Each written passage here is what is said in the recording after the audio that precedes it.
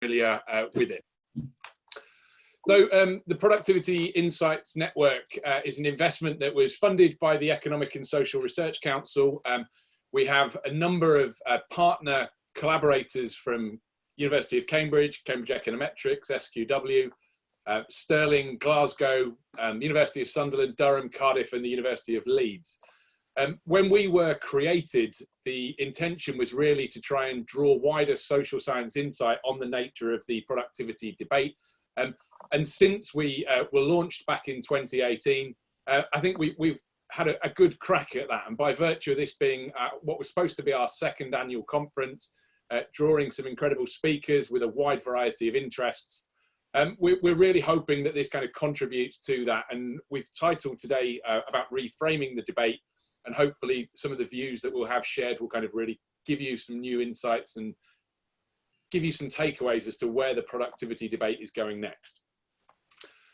In terms of the way that we were set up, we've got these broad areas which we were challenged by the ESRC to try and move beyond. So thinking about, rather than working in silos on productivity, moving beyond these to try and create a more systems-based approach to the productivity puzzle. And again, the COIs have done an amazing job over the last 24 to 30 months in trying to help us move within these particular programs of work, but helping us to develop and commission a wider variety of projects undertaken outside of the core project team in advancing our understanding on productivity on a range of different issues. So in terms of kind of where we are, the Productivity Project Fund, which is one of the main things that the PIN network does, has commissioned a wide variety of projects. So we've had a number of rounds of funding with different projects of different sizes funded, looking at productivity in a variety of different ways at different scales, ranging from the impact of individuals through to regions and national perspectives on metrics. Again, testament to the kind of the remit that we were given, we've tried to engage far and wide across the UK, and more information about all of these projects are available online. But to touch on some of the ones that have had a particular impact and to share some of those and encourage you to follow them up. Certainly the work of Katie Jones at Manchester Met on universal credit has been picked up, certainly thinking from the perspective of the Department of Work and Pensions. The work of Duncan McLennan and the project conducted looking at housing and the challenges there, another big project that was got some good traction.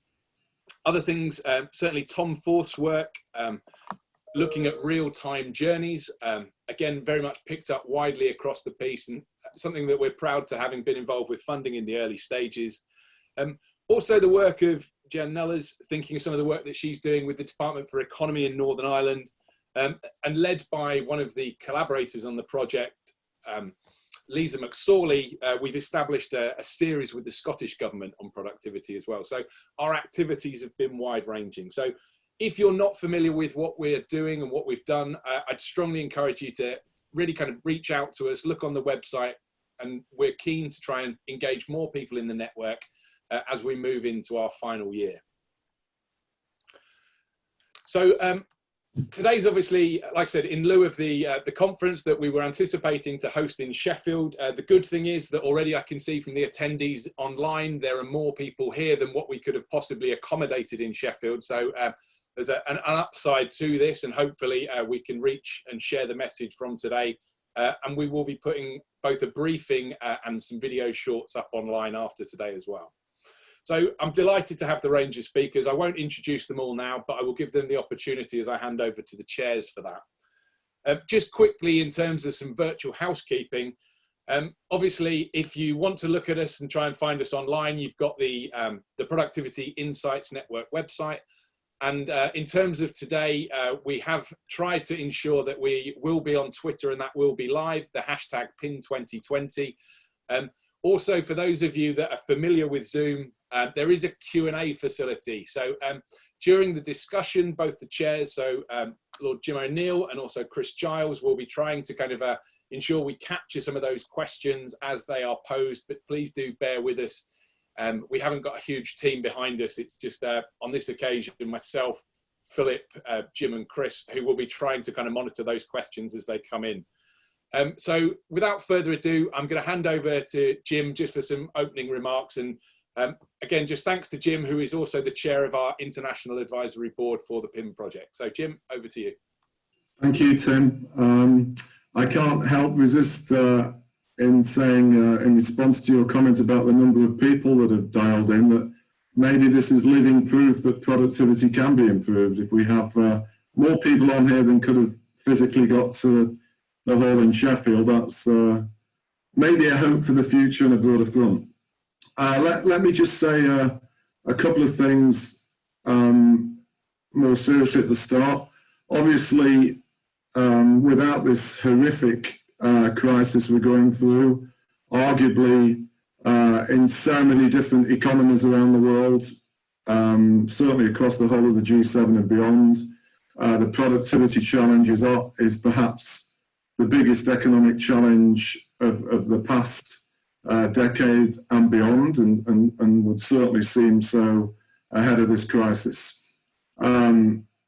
Linked to that, the first thing I suggest to both Andy and Rob, that I'll come back to in a second, that in the spirit of never letting a crisis go to waste, are the things that each of you have thought about that are so crucial to improving productivity that might be easier to focus on or get greater enablement as a result of this remarkable situation we find ourselves in as we have this conference. The other thing is, as obviously Tim and Phil, in fact, most people who are speaking on this call know, I have been directly involved in a number of ways, obviously including my brief time as the Minister, where I did have formal responsibility about productivity in the Treasury, but before that, and why I went in particularly on the place-based aspects of it, going back to the Cities Growth Commission and of course, so-called Northern Powerhouse. And in the spirit of the comments I just made, I found myself thinking, at least as it relates to the UK, I'm sure what's going to follow is not just going to be about the UK, but I'm sure much of it will. It seems to me that there is a possibility that we will get even greater place-based focus on some of these challenges as we try to rebuild our economy as and when we come out of this crisis. So thanks again to everybody. Let me now mention or introduce both our two special guests. I'm sure neither needs any particular great introduction. All the CVs are along with the rest of the materials for the call. We have Rob Atkinson, who's going to follow our first speaker, Andy. Rob, as I'm sure everybody knows, is the founder and president of the Information Technology and Innovation Institute, and has unique and imaginative thoughts about some of these issues. And Rob will follow our first guest, which is Andy Haldane, who I can't resist in also saying, in addition to the fantastic job he does as the chief economist and leading the productivity and industrial strategy group, is a fellow alum of Sheffield University, where this productivity forum originated from. So with that in mind, let me turn you over to Andy to kick us off. Jim, thank you, and Tim and Philip, thank you for setting up this webinar, and thank you everyone for tuning in. Great opportunity, I think, to discuss these important issues at this crucial time for the country. I'm also grateful, actually, for the opportunity. This is the first time in a fortnight I've had to put a work shirt on, so it's very nice to be able to tidy up for at least a couple of hours and to share with you a few reflections focused on issues around productivity and place. Now, as Jim mentioned, as we're in the very teeth of a crisis, both a health crisis and an economic one, why is this a good time to be talking about those structural issues, those longer term issues around productivity and place? But I think, as Jim hinted, when the recovery comes, it strikes me as very likely that, if anything, that productivity crisis and those place-based issues will be even more resonant than they have been in the past. It's likely the UK corporate sector will emerge scarred to some significant extent, either by extra amounts of debt or by diminished animal spirits. So I think the imperative to get back to these issues will return. It will return to centre stage, I hope, relatively soon as the UK economy begins to recover from what is an incredibly acute crisis. I thought I'd focus my time just on perhaps 6 or 7 points on the links between productivity and place. I think many of those points will be familiar to many of you, but nonetheless, I hope they're useful framing for the panel discussion that's coming out, which I think Jim will host. And just to be clear, I'm speaking today in my capacity as chair of the Government's Industrial Strategy Council, rather than as a Bank of England monetary policy committee member. So I'll be ducking any questions on QE during the course of today. So point one, and one familiar, I think, to many people tuning in, on the productivity side, on the place side, is that the UK is something of an outlier when it comes to spatial differences generally, and that's certainly true of productivity differences across regions as well. It's an outlier by international comparison, which is to say the differences here are larger than in many large high-income OECD countries. We're also an outlier by international comparison because by historical comparison, because the differences here are larger than they have been for a century. And those differences at the regional level are often even larger at the sub-region level. For example, differences at the sort of nuts 2 level are even larger than those at the nuts 1 level, and those at the nuts 3 level are larger than at the nuts 2 level. So the economy here really is very local. Those differences are very local, and the UK more so than elsewhere. Why is that? Well, the economics of this are now fairly well established, I think. There's a rich menu of reasons why we might expect those regional differences not just to be wide, but to widen over time. From that menu, I mean, 2 factors I'd mentioned in particular. One would be the forces of agglomeration that arise either because there are synergies and specialization of industries, or because of the common benefits of urban infrastructure. And secondly, the effects of sorting, spatial sorting, either of people or of monies, which are also a factor, meaning that success tends to generate further success, and indeed further failure at the spatial level. It's those forces, among others, that give rise to both vicious and virtuous cycles at the spatial level. Some areas steaming ahead, where both the level and the growth rate of productivity is high and rising, and other areas that are falling further behind, where both the level and the growth rate of productivity is subpar. And there's the majority of regions across the UK are in one or other of those buckets, where the forces are those of divergence rather than convergence. If we thought that the Fourth Industrial Revolution was going to bail us out, we'll be sadly mistaken as well. If anything, I think the analysis I've seen suggests the forces of technology will be widening those differences rather than narrowing them over time. Now, if that's the economics, it's still the case when it comes to outcomes, the UK fares more poorly than elsewhere, which begs the natural question of why. Why is it the UK does less well than elsewhere, and indeed less well than it has historically? And for me, this goes to the issue really of regional policy, and in particular the ineffectiveness of regional policy here in the UK over the recent and indeed distant past. I think that ineffectiveness comes in two stripes.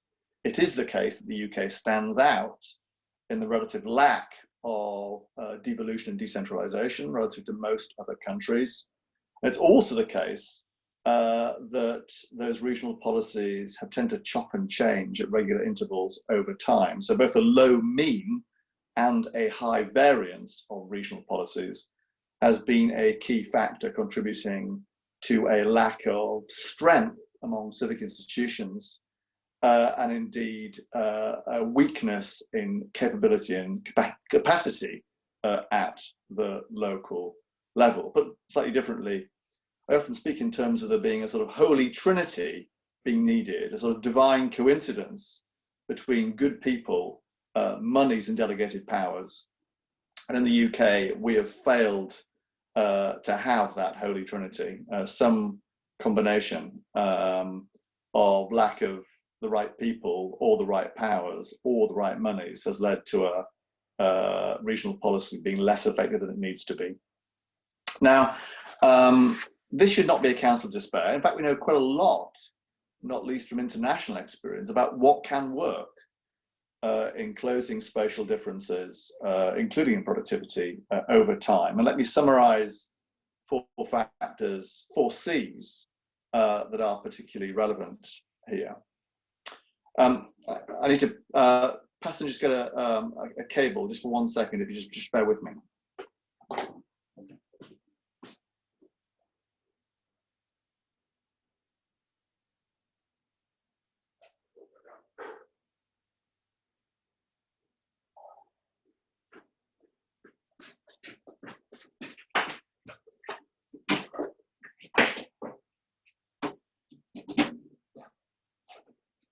Just to say, if people do have any other questions, to keep them coming through on the Q&A, and Jim and I will try and ensure that we address those to Andy as we move through the session. Right, I'm back. I apologize for that. I was just running out of juice at a rate of knots there. I was mentioning that the 4 factors I think particularly important when making a success of regional policy, 4 C's, and the 4 C's are capability, comprehensiveness, the degree of concentration, and the degree of consistency. And let me mention each of those in turn. I mean, on capacity, I've touched upon this. It's clear, though, from experience internationally and domestically, that local capacity and civic institutions are a sine qua non of success in tackling these spatial differences, including in productivity. It's a lesson, it's an old lesson in a way. It's one that the World Bank learned back in the 1980s and 1990s, that unless you build capability on the ground, you cannot hope for success. The second factor is comprehensiveness of the policy response, by which I mean the capacity to join up the different arms of policy when crafting an industrial strategy to tackle productivity differences, by which I mean transport, higher education, further education, local government, local business, schools.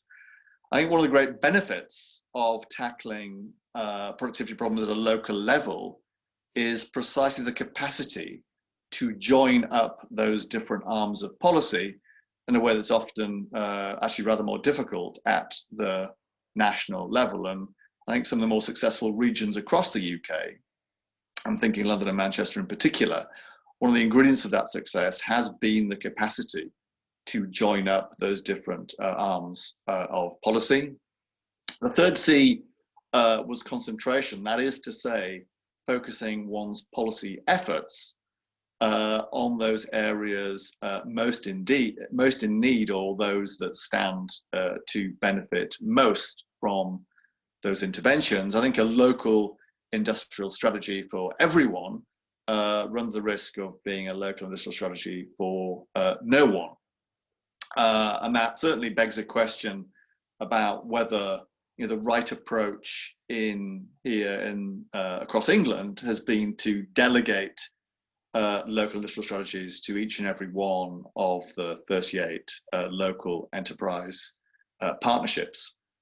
My final C was consistency. This really goes back to the importance of not chopping and changing policy over time and sticking with it for the longer term. The words of Matthew Taylor, now head of the RSA, still ringing my ears on this front. He said from his experience, his time in government in number 10 with policy, you know, the two greatest failings of policy in his experience were the second worst was an intolerance of any failure, which meant sticking with policies that weren't working for longer than should have been the case.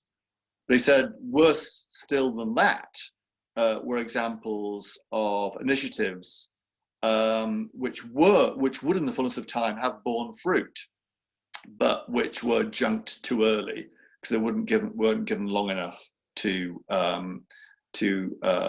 deliver success. In other words, snatching defeat from the jaws of victory. And that's very important too, I think, when it comes to regional matters. I think, Tim, in your introduction, you asked a couple of questions about when it comes to levelling up, what is it we are seeking to level?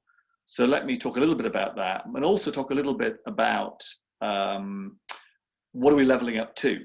What is the right metric for success when it comes to the levelling up agenda?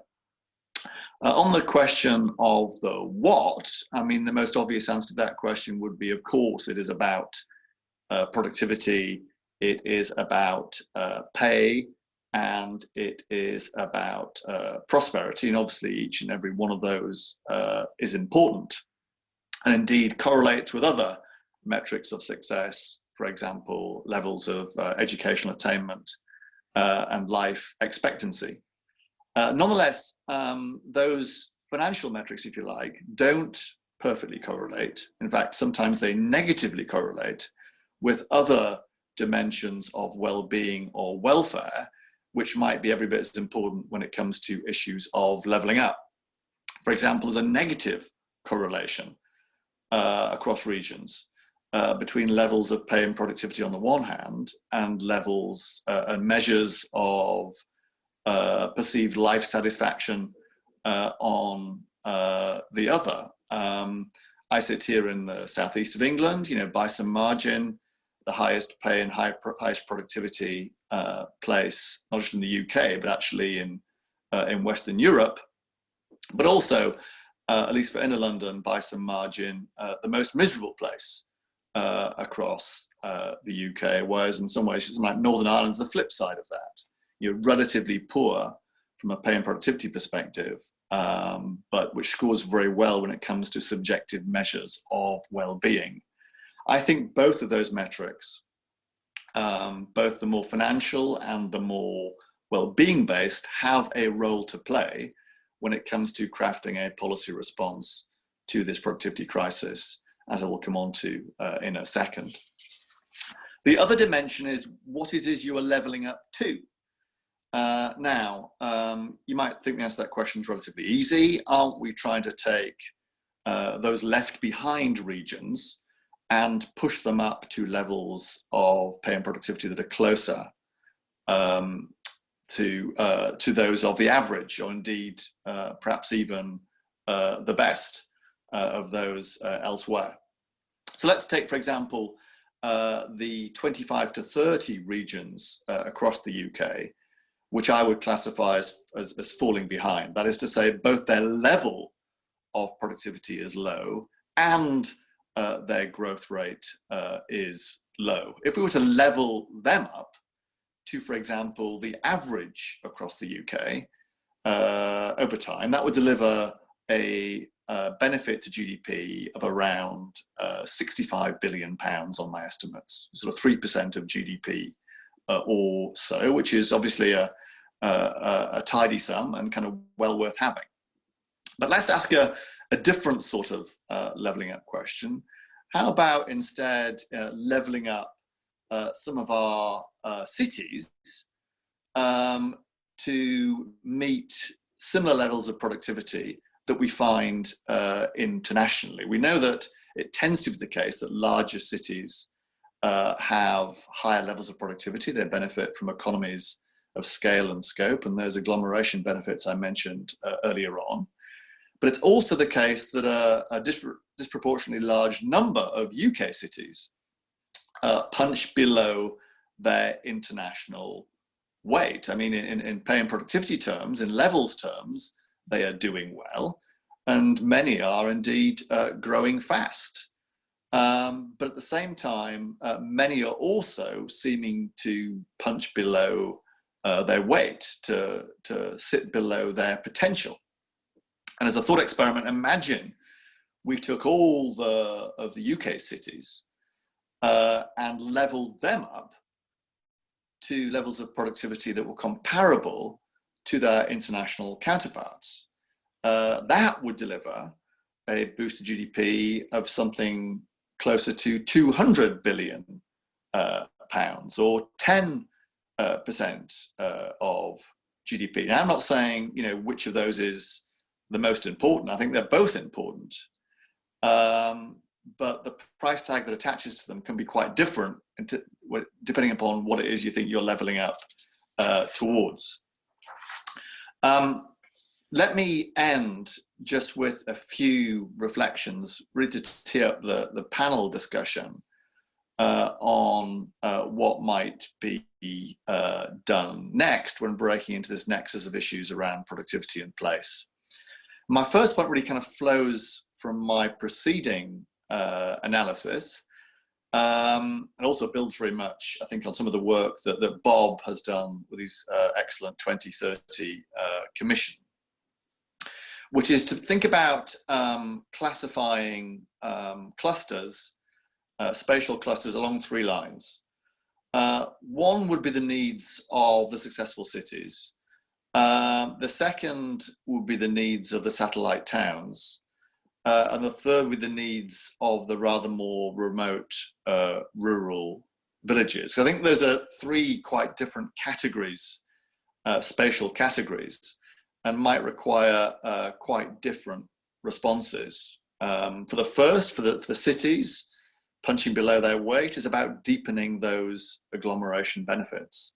For some of the satellite cities and towns, it's about widening those agglomeration benefits.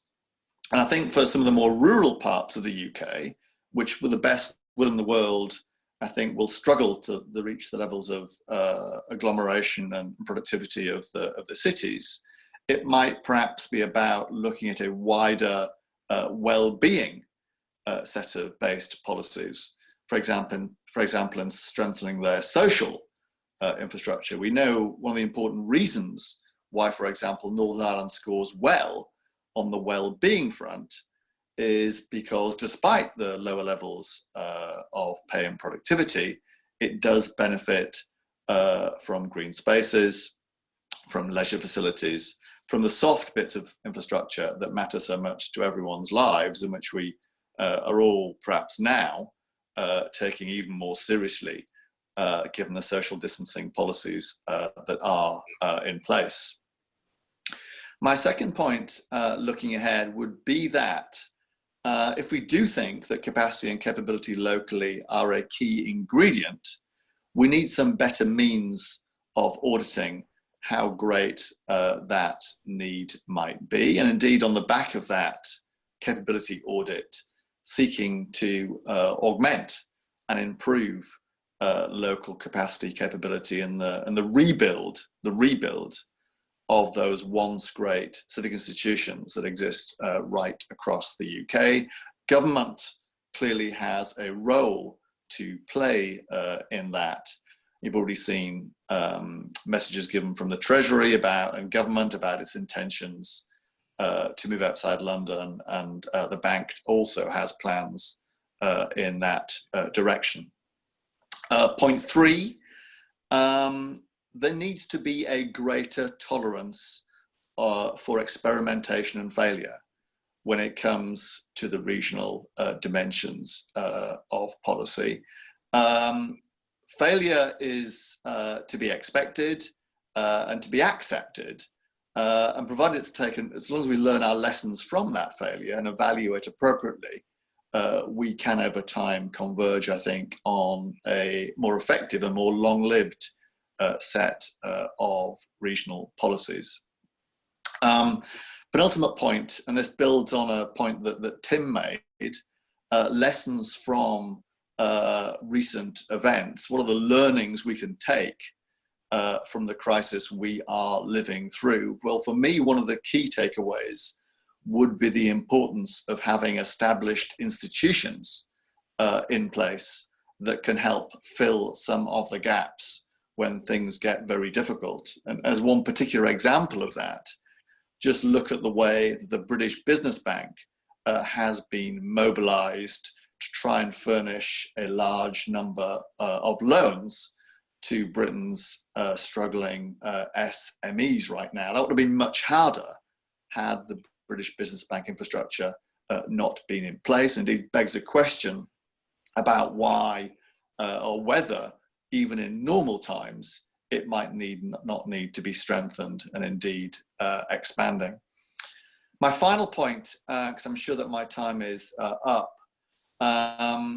is that for all the importance of skills building, of investment, of innovation, and all other things bright and beautiful, which absolutely are important, I think another crucial ingredient for closing those spatial differences is about shifting the local narrative in a great many more places across the country. Often that local narrative is rather gloomy, it's rather defeatist, and finding ways of changing that, I think, is really important to generate a sense of optimism about the future that can then serve as a spur to investment by people in skills, and investment by businesses in capital. I'll end with this, which will be a point I'm sure Jim will agree with. So of all the many great things that have accompanied the Northern Powerhouse project, among the most important for me is the very words themselves. The use of the word powerhouse has, I think, helped shifted perceptions both inside and outside Greater Manchester about what is achievable. It has shifted the local narrative. It has shifted expectations onto the high road. And that in turn, I think, has been an important factor in contributing to Greater Manchester's success. I think at that point, Jim and Tim, I will stop. Thank you, Andy. I can see the frequency of questions coming in accelerating as a result of your closing comments. As great as it was to hear you end on that note about the power of the Northern Powerhouse dynamic, having already looked at a number of the many questions that are coming in, there are quite a few people who will want to make sure, of course, as it is, not just about Greater Manchester and much other parts of the north.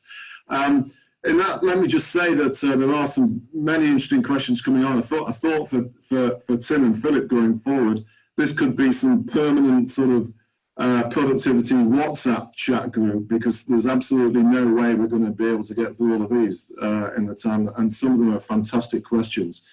But before I have a chance to turn for them briefly, let me now go straight away to Rob to give us all your perspective from your own unique angle on this challenge. Great, thank you so much.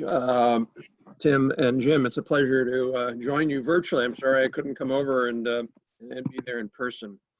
So I want to talk today, I think I was invited because of a report that my think tank, ITIF, released in the fall with our colleagues at the Brookings Institution, called The Case for Growth Centers, How to Spread Tech Innovation Across America. And I would also just frame it, Andy talked about the need for both economy-wide productivity as well as this question of spatial issues around productivity. I couldn't agree more. We've done extensive work at ITIF on productivity. This is a commercial report a few years ago called Think Like an Enterprise, Why Nations Need Productivity Strategies. We have a report coming out on Monday fostering technology to increase resiliency to better cope with the next pandemic. But in our view, there's a real opportunity to invest in a whole set of technologies that will increase resiliency, but also at the same time drive productivity. So with regard to this question of growth centers or spatial inequality, this is clearly a big issue in the United States, but it's also an issue in many advanced economies. Clearly in the UK, you're having this conversation, but many advanced economies around the world, what you're seeing is a divergence into a few places that are concentrated knowledge economy jobs, knowledge economy workers. And that's in some ways very different than what happened in the US. In the US, for really ever since World War II, we were moving towards convergence. We had the South and parts of the West that were poor. They were growing significantly faster than the Northeast and the Midwest, which had historically been the growth hubs. And that really licensed this view in the US of we really don't need to worry about regional issues. We have this self-regulating market. It automatically leads to convergence. And then what happened was the rise of the innovation economy really in the 80s, but the 90s and the 2000s, it just dramatically shifted that convergence now to divergence. And the reason is, as Andy noted, these industries don't compete principally on cost. So if they're in a high cost region, they don't move necessarily to a low cost region. They compete on agglomeration economies, knowledge workers, in local inputs from universities and other kinds of companies there. So if you think about these industries, these advanced industries, everything from pharmaceutical to software to aerospace, they are highly concentrated. In the US, for example, 1/3 of the nation's innovation jobs reside in just 16 counties. We have 3,000 counties in the US. Our report showed that from 2005 to 2017, just 4 places in the US, Boston, San Francisco Bay Area, Seattle, and San Diego, they accounted for more than 90% of the innovation sector job growth. So just 4 places got almost everything. And this now has become really crisis proportions. American voters are quite upset about this. Many of them are in lagging regions and they don't like it. So what's the problem with that? Besides the fact that people in lagging regions suffer, there's, I think, several problems. One is a problem of high costs in these booming regions. These regions are suffering now. The companies there are suffering because of these high costs. If you go out to Silicon Valley, you drive around El Camino Real, one of the main drags there, what you'll see are these little pickup trucks with campers on the back of them. And these are where software developers are sleeping and living. Software developers, because it's so expensive to get an apartment in the Bay Area. 30%, over 30% of workers now are commuting more than an hour to work out there. So you have this one problem of these places that are doing well, really choking on their own growth. The second problem, obviously, is you have lagging regions where you have underutilization of assets and infrastructure, which lowers productivity. But the third issue, which I think very few people have really commented on, and it was an issue we focused on a fair amount in our report, and that's that these have serious competitiveness costs. In talking to a lot of tech companies and venture capital companies in the US, one of the things that was very clear was that these companies all have what they call a second office strategy. So they'll be happy to have their first venture startup in Boston or Silicon Valley or wherever, but they realize quite quickly once they get to a certain level of growth, they've got to put it somewhere else. They don't put it in the heartland of the US normally. They put it in other tech hubs around the world. So what they're looking for, lower cost tech hubs. So they don't go to, let's say, Syracuse, New York, they'll go to Shanghai, they'll go to Bangalore. And what's interesting about this is that the cost now in the US, in a place like Detroit, it's cheaper to do business in Detroit than it is in Shanghai. It's cheaper to do business in Boston than it is in Taipei. I'm not Boston, sorry, Indianapolis. So what you have now are places in the US that aren't all that costly, but they can't attract these places, these companies and these workers, which you have to do both, because they are not really autonomous growth hubs. They don't have that critical mass. So what do we do? I think there's really sort of several options. We can do nothing, which is really what the US has been doing for decades. We just simply do nothing. We can rely on bottom-up efforts, which I'll talk about. I don't think they work. And then we can just encourage people to move to Silicon Valley. That's kind of the economist view, the neoclassical economist view. These workers are surplus, just give them a bus ticket and have this manufacturing worker be retrained as a software engineer. Clearly, this is unreasonable, unrealistic, I should say. And secondly, it's disrespectful of many people who have commitments and ties to regions and families, and they don't want to move to Silicon Valley. We could rely on a federal, what I would call a federal peanut butter policy, which is the easy thing to do for a national government. You don't want to oftentimes take tough political choices. But that hasn't worked. So what Mark Miro and I have argued in this report is that we need a new, very large federal innovation-based growth pole strategy. In other words, it's just impossible to help places, to help every place. And in a way, what we're really looking for are places that are Goldilocks places. No reason to help Boston or Silicon Valley or Research Triangle Park. They're doing well, they're on autopilot, really. But at the same time, it's simply unrealistic to expect a place like Flint, Michigan, an old industrial car factory town in Michigan, to really be able to be an innovation hub. It's not going to happen. But there are a set of places that are in the middle, if you will, places like Pittsburgh or Indianapolis or Birmingham, Alabama, that have, some technology jobs. They've got reasonably good research universities. They've got a reasonably good quality of life, but they're just not over the hump yet. And so why is that? And it's really, I think, because of this issue of a chicken or egg. If you think about Amazon HQ2, when Amazon was looking for its second headquarters, they did a national competition, and everybody and their grandmother applied to be one of the winners. And in reality, most places had no chance. Amazon went to New York. The two choices were New York City and Washington, D.C. Neither place needs any more jobs. We're choking, as I said, as we speak. But why didn't they go to Columbus, Ohio, or Pittsburgh? And the reason is this chicken or egg dynamic. A place like Amazon doesn't want to risk going there because they're afraid that other knowledge workers, computer science workers and the like, won't want to locate there. Well, why don't those workers want to locate there? Because there aren't enough Amazons or Facebooks or Microsofts or others to be there. So that's why what we've proposed is a focus on growth poles, focus on just a few places. Andy talked about that. I think what he said is concentration.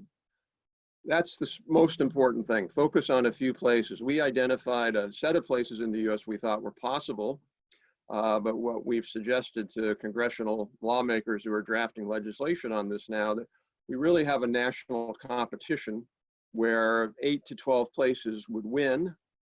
They would, by winning, they would have to commit to local leadership and local inputs and local funding, but these would be matched essentially by a major package of federal innovation inputs. In other words, what we call for is a 10-year window where the federal government really focuses on helping 8 to 12 places. And after that, you're on your own. If you can't have made it work and become a self-sustaining growth pole after that, then you're not ever going to make it. So we don't see this as a long-term dependency relationship, but rather a way to get a leg up to be able to get into that top tier. So what are some of those inputs? A critical one is research funding. The US radically underfunds government research, particularly at our research universities. So what we've argued is essentially that each of these hubs would receive, and obviously the numbers are different between countries and then currency exchange, but we propose $6 billion per metro over a 10-year period. So in other words, each metro would average an additional $600 million a year for research funding. But the critical part of that is it wouldn't just go to research universities to do whatever the heck they want. They already have that money, although not as much as they need. Rather, they would work on aligning their research capabilities and strengths with the needs of the regional agglomeration, the industries and technologies targeted by the region. So they get more money, but it would be targeted, and it would also be somewhat aligned with, are these universities working on industry research partnerships? Are they focusing on technology commercialization and entrepreneurship and other measures to help the local regional economy? I'll just list through some of these other proposals. Graduate research fellowships that these universities could get. Other kinds of research programs that the federal government has, like these manufacturing institutes that we've established under the Obama administration. Additional workforce development funding. The potential of tax cuts, tax incentives. So if you're located in these places, you could get some kind of capital gains reduction or a more generous research and development tax credit, measures like that. We have a big issue in the US on visas. We have limitations on high school visas. One idea that we propose is if you locate in a place like this, there'd be a special additional pot of additional allocation of visas up to 20,000 a year that companies in these places could use. Again, it's a way to get existing technology and advanced industry companies to think about locating efforts there. National government employment would be an important area where you could take certain jobs that might be in a core place like DC or London. And the last idea, or last proposal, which people might not think about, is antitrust exemption. What we want on this is we want the major technology companies to be able to collaborate together and not worry about antitrust. And the collaboration here, I'm defining it very, very narrowly around location. If the top 10 technology companies in the US could all get together and say, hey, we're all going to pick these 8 to 10 places and we're all going to invest there, it de-risks those investment choices. So what are that's essentially the idea, a 10-year frame, very, very major inputs, both direct and indirect, matched at the local and regional level, not just with money, but probably most importantly with a commitment to institutional innovation, a commitment to doing things differently. And that might be serious educational reform at what we call the K-12 level. That might be a commitment to re-engineer government and drive smart cities. But in other words, it's local governments, regional governments need to take risks, need to do things in new ways if they want to qualify for this money. So having said that, what's the political issue with that? And I'll tell you what the political issue in the US is, although I'm somewhat optimistic that we might move forward in this. As I said, there's now legislation being drafted, or until the recent crisis that it was being drafted both in the US Senate and House. The first question, I think, in the UK terms is, well, will London like this? I mean, London gets nothing. Using the analogy here, Washington gets nothing. I think it depends on how forward-looking people in London are. This, to me, would help London. It would take some of the pressure off. It would make it easier for companies that really do need to be there to have a better business climate by being there.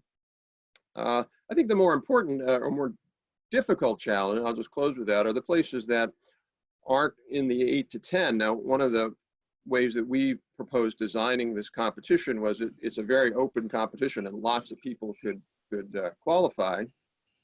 But at the end of the day, not everybody's going to qualify. And then certainly places like Flint, Michigan, they're not even going to qualify in the initial round because there's just no way a place like that can do well in this space. And so there's obviously a lot of pushback. Mark and I are not insensitive to those places. I don't want to make it sound like we are. But what we're saying is an innovation hub strategy or growth pulse strategy just is not the way for those places to grow. We need to be thinking about other kinds of places. So I'll just close by saying, I think this, at the end of the day, we've been working on this problem in the US for 30, 40 years, and we frankly have not made any progress on it. And I think it's time to have some kind of brand new approach, try something different, and at the end of 10 years, see, did it work? So great, I will look forward to any comments or discussion. Thank you. Okay, thank you very much, Rob.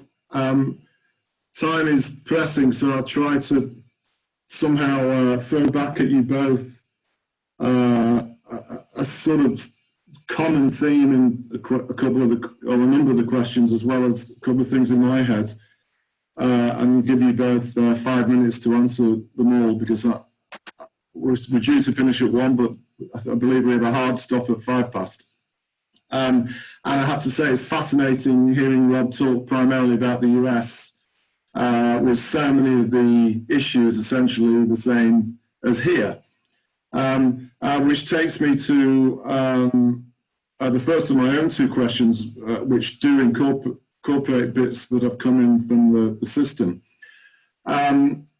You both talk a lot about place, or you implied by that being the central part of the productivity challenge. And it, is that true? And with it, this is more for Andy specifically, Scotland, Wales and Northern Ireland all have quite a lot of devolution, but they're not known for being particularly strong at productivity. And for Rob in that regard, or you both to reflect on, the US does have a lot more devolved policies and responsibilities in the UK. As I highlighted, a lot of the challenges you say are the same. And the second sort of theme, which is very much a personal one, and just reflecting on the position we are all in today as we have this discussion, and the apparent greatest risk of serious consequence from this infection, and the fact that Brexit vote was basically driven in the UK from people outside of main cities, and Trump was elected in the States primarily because of also people from outside the main cities. Is there a serious opportunity here to think, as we were supposed to have learned from 25 years ago, about the true value of working less so much in major cities, and actually appreciating more the value of less dense places in playing a much more active role in productivity going forward, and with it, thinking about certainly more and more towns, and maybe even and also rural places, as opposed to this presumption that I, like many other economists, have been guilty for 30 years, just assuming that most economic growth is driven by cities. So why don't, and I apologise to everybody, there's still questions coming through, but in the spirit of what I said to you, Phil and Tim, maybe you can develop something out permanently from this, from a lot of the questions that are on it. But with those things I've thrown at you, Andy, why don't you try to answer those first and add anything else that you might have heard from Rob? Terrific. I'll try and speak to those. I'll try and do it briefly as well, Jim, because I'm clock conscious too. I mean, the way I think about this, the productivity place, I'm going to throw a third dimension in as well, which is skills agenda, is as follows. I mean, it's fairly reasonably well known that in productivity terms, there is a large and widening gap between those frontier companies who are pushing the frontier, and indeed whose productivity is growing as fast as at any time in the past, and the long tail of others, long and lengthening tail of other companies that are being left behind. We also have, alongside that tail of two companies, we also have at the same time a tail of two workers. That is to say, we have a part of the workforce that is highly skilled. Let's call it those that are going away to university, the half of young people that go to university these days, and a lower tail of lesser skilled workers. And the gap between those on the high road and those on the low road, worker skill-wise, has also been widening over time. And guess what? Those two problems are inextricably interlinked, because those lower skilled workers tend to find work in some of those low productivity, long tail companies, and equivalently higher skilled workers tend to work in the frontier, high productivity companies. And then completing that picture is the spatial dimension. Because guess what? Those lower skilled workers working in those lower skilled firms tend to be located spatially in those parts of the country that are doing less well, and equivalently on the upside. So for me, the spatial issue, the productivity issue, and the skills issue are all complementary and overlapping sets of the self-same set of issues. For me, that means that those problems need to be tackled in that complementary fashion as well. So, of course, it is about having better, more grounded regional policies, but equivalently, we need policies at the national level that speak more directly to the skills deficit, those on the skills low road, and to companies, those companies on the productivity low road. So I didn't want to suggest that it was all about place-based policies, although they will plainly help, no end.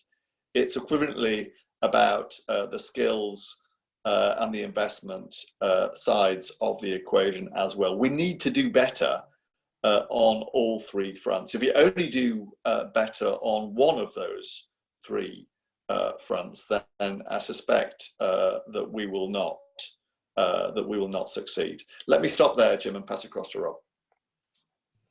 Rob? Yeah, let me address sort of the rural question. You know, I would love to live in the U.S. equivalent of the Cotswolds in a nice little cottage on the stream. I think it'd be a fantastic way to live, but I don't. I live in Washington, D.C., and I have to deal with all the traffic. And the reason is because our economy, the production systems basically are going to be urbanized. And we can not like that, but that's just the reality. And they're going to be more and more urbanized, I would argue. Now, that doesn't mean, as I said before, they have to be in just a few places. They don't have to all be in London, but I think it's unrealistic to expect lots and lots more going into rural areas. Having said that, you know, there are, if we had a good rural policy in the US, which we don't, you know, sure, we could get some more jobs in rural areas. For example, call centers, lots of call centers could be in rural areas. You could have certain government jobs move there. We could do more with solar and wind power in rural areas and the like, but you know, we're just not going to do that at the scale that people might want. So I think we have to think, if we can't do that, could we get fewer people in London relatively and more people in Sheffield, say? Let me draw to a close by provoking you both with this question. Again, in the spirit of never letting a crisis go to waste, are you more or less optimistic about permanent solutions to our productivity challenge as a result of COVID-19? Andy? Thanks for that, Jim. Well, I think this, as I mentioned at the very beginning, it strikes me as likely that problem, which for me was already one of, if not the signature economic policy issue of the day, it strikes me that issue could only increase in importance in the fullness of time when recovery begins to take root, because you know, one of the likely economic casualties of recent events will be a sapping of people's willingness to invest at the company level, of taking risk at the financial level.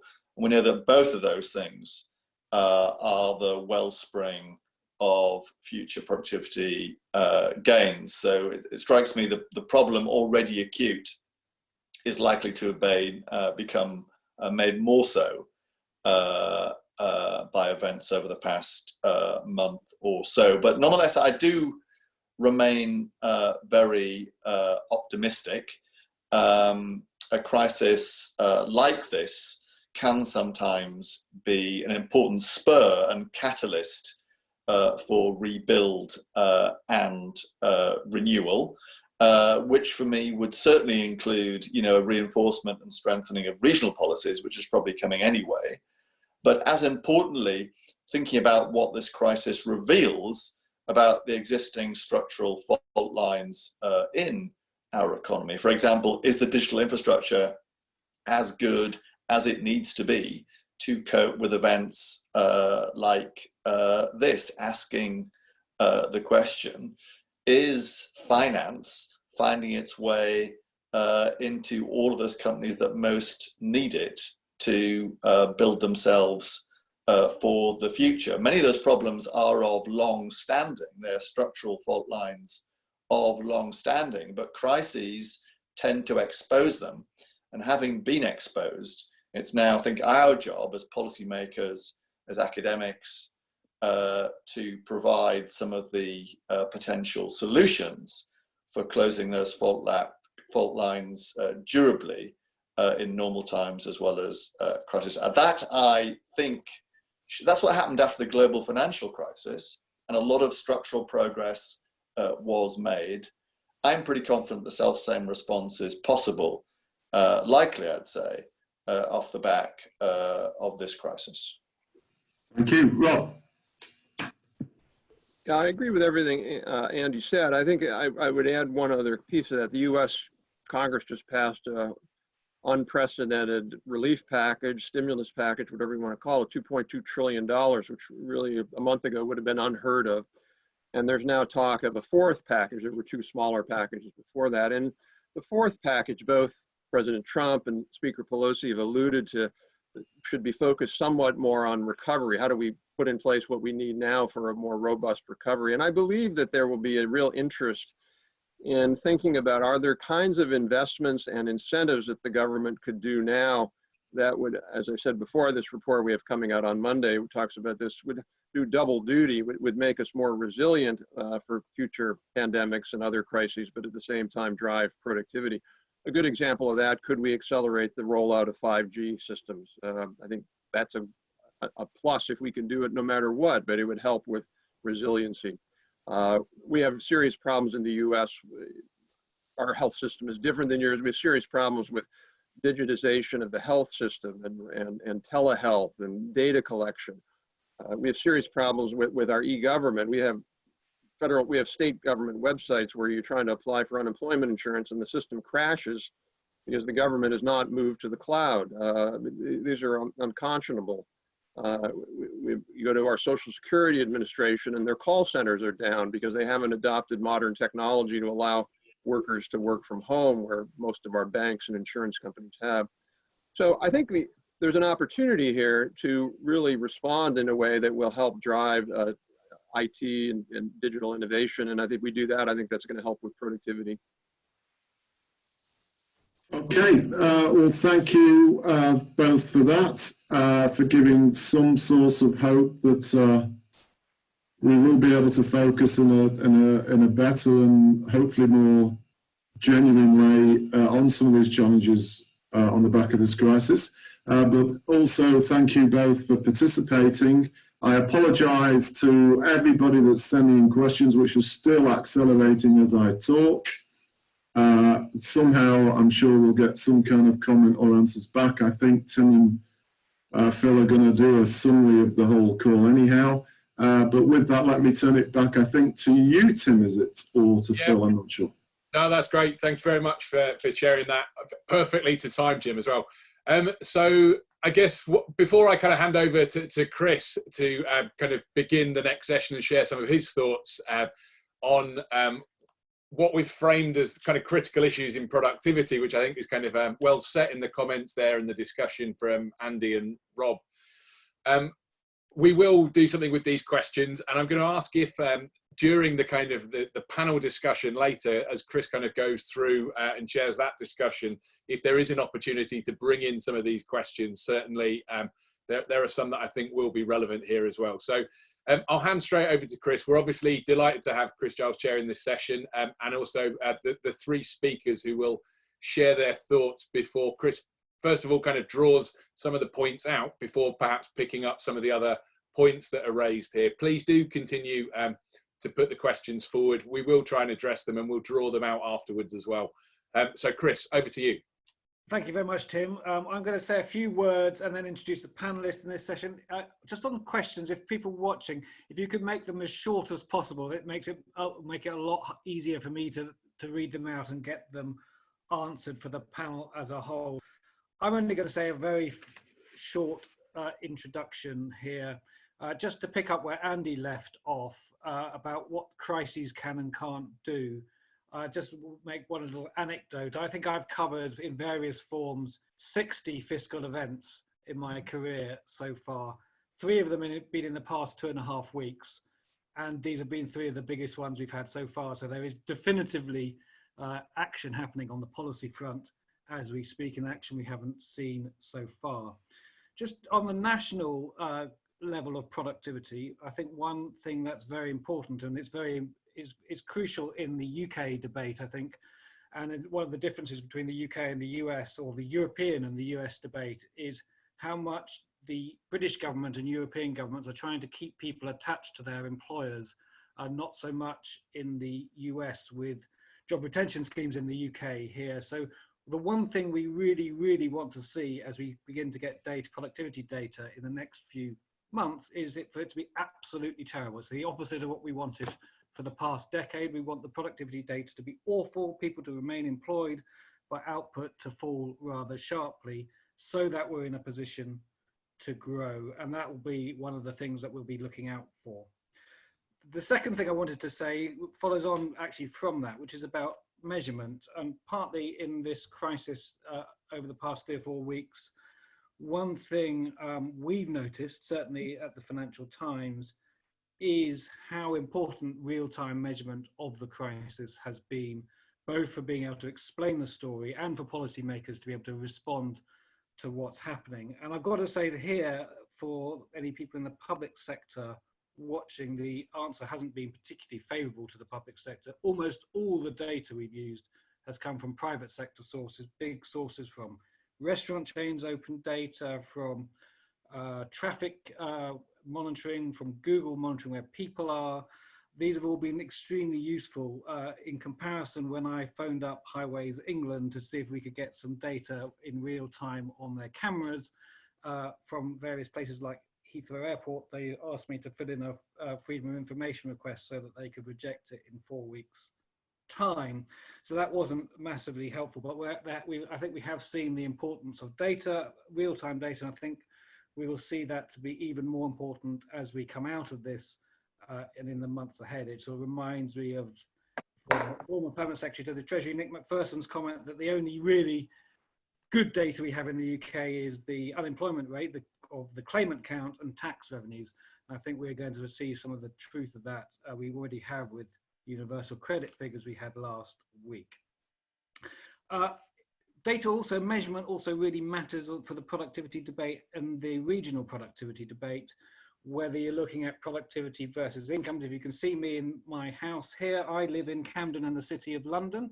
We all have apparently a productivity or output per resident here of over £300,000 a year. Obviously that is nonsense. And we have to be very careful, particularly looking at some of the boundaries we draw in the UK in the way we measure things. Equally, we need to be quite wary of concepts like income versus output, and we can have perfectly well-functioning parts of the country, let's say, pick something at random, say Dorset or Devon, which don't have very high productivity per head, but are actually rather nice places to live, and people have a comfortable and decent standard of living and rather like to go and retire there. Equally, there are the opposite sorts of places in many inner cities which look as if they're doing rather well, but have huge numbers, huge amount of poverty in those areas. So we have to be really, really careful with how we think and talk about measurement. And finally, the last thing I want to say is we need to think hard about movement, and particularly movement of people. So that for skills, we found that in a place-based setting, productivity is very much often determined by how skilled people are in different locations, and that often is exacerbated by how people move across the country.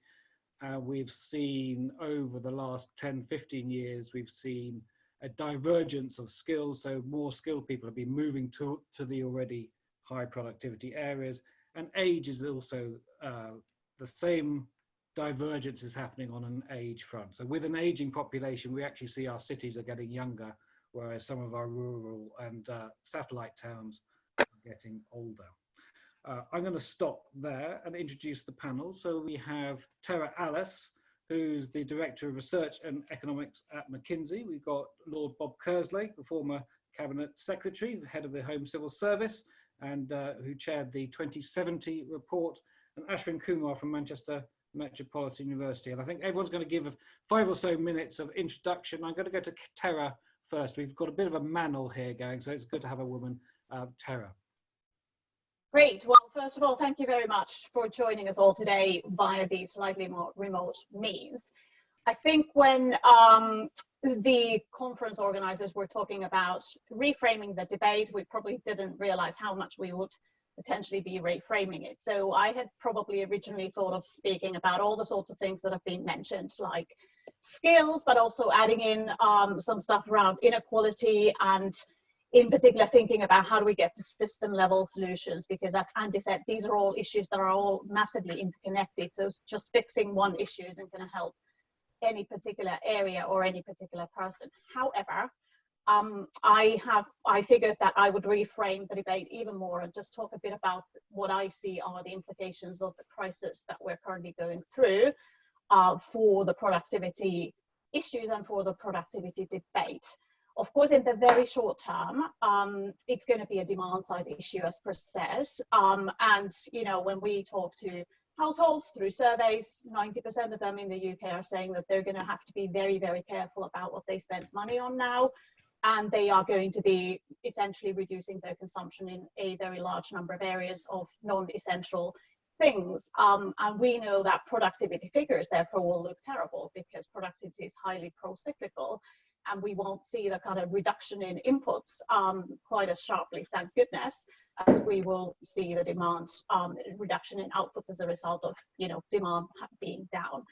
But I don't think there's anyone who thinks that that means that supply side isn't going to be an absolutely critical source of growth and improvement in living standards for people, even as we come out of the recovery, but certainly in the long term. So what I wanted to highlight were essentially 3 big risks that I see coming out of this crisis and that we need to learn from, and 3 big opportunities for productivity. And so the risks are basically areas where the UK has always lagged behind. And I think the crisis makes it harder for us to basically not continue to lag behind. And those are around business investment, around regional inequality, and around investment in human capital. So starting with business investment, we know that the uncertainty that surrounded Brexit already had a huge impact on business investment. There's an estimate that it reduced investment over the 3 years or so by 11%, and that reduced productivity by 2 to 5%, which are chunky numbers considering annual productivity growth for the last 10 years has been more or less 0.3, I think it's been, roughly speaking. So these are big numbers. Now, the uncertainty we're seeing now is through the roof. It's, you know, nothing compared to Brexit. Now, hopefully it'll be a shorter lived uncertainty and people can get back to running their businesses in a normal way. But 9 out of 10 businesses are saying that their top concern is business continuity. In other words, not going bust. That is not a situation in which they're going to be investing in productivity enhancing technology or capital or even intangibles. So I think this might be an issue for us to worry about as and when we start coming out of the crisis. Regional inequalities, we've already discussed significantly earlier today. The real big issue here is that in terms of the initial shock that we're having to demand and also to jobs, our analysis suggests that basically that's going to diverge or increase the divergence of various different areas further than they've been in the past. So, for example, we've done an analysis of job continuity by occupation, and then we look at it by region.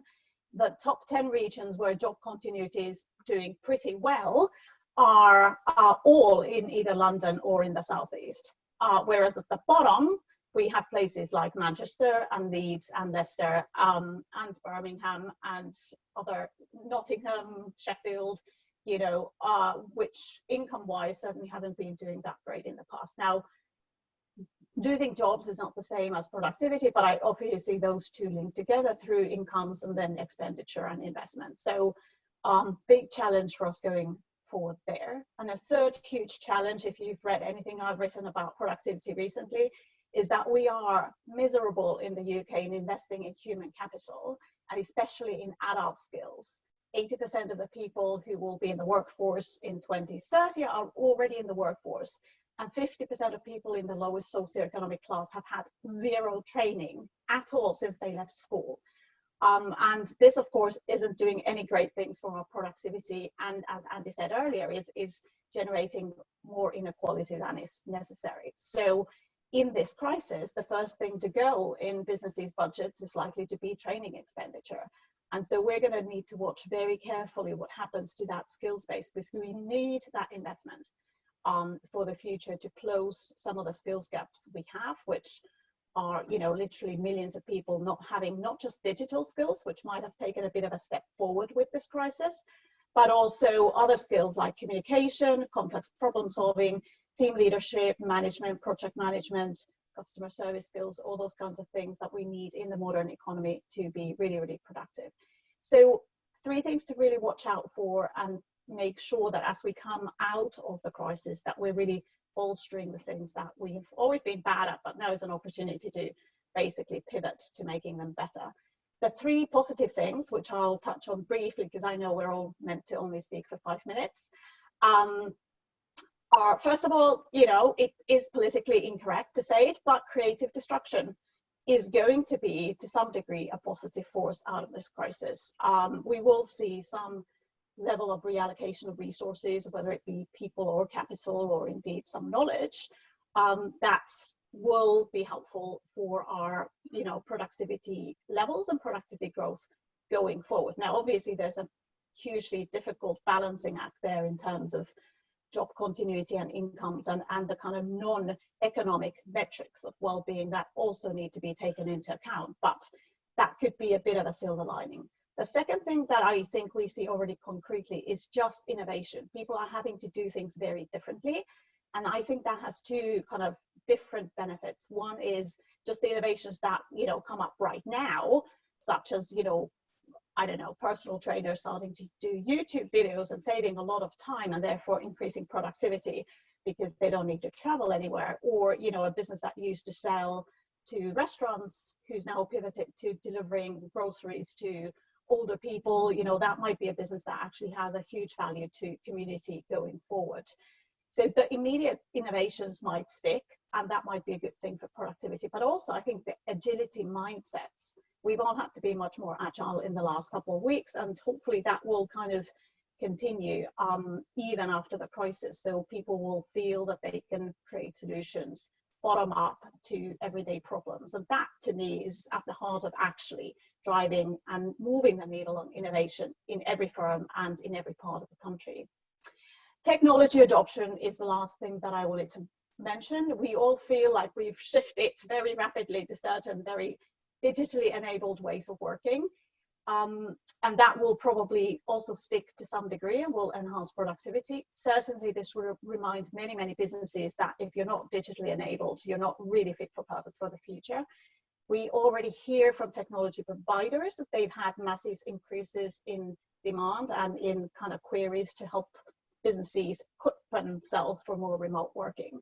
But we mustn't forget that we, you know, those of us anyway who live in London and work in professional services and whatever, we are among the rare people who actually can work from home pretty effectively. Something like 19 million people in the UK workforce couldn't really realistically do their jobs from home. If you're a van driver, you cannot work from home. If you're a plant process operator, you don't have the plant at home. And so we need to be careful not to jump to conclusions there. So finally, I'll finish off with, which is always going to be an optimistic note, which is as we come out of the crisis and we start rebuilding the country, this is really an opportunity to basically reimagine what would a good outcome look like? What are the problems on productivity that we really want to fix? And as and when there are probably all kinds of government policies to stimulate the economy and rebuild the economy, let's make sure that those are targeted in the areas that we really need them. Thank you. Thank you, Tera. That was great. If I now move on to Bob, if you would like to say some words. Well, thank you very much. And can I say what brilliant presentations we've been treated to this morning by Andy and Rob. And much of what I'm going to say coincides with what they've covered. By a strange irony, I'm actually in Sheffield. I would normally have been travelling conference, but because of coronavirus and indeed working from home in my family home in Sheffield. So a few words about UK 2070. We are an independent commission.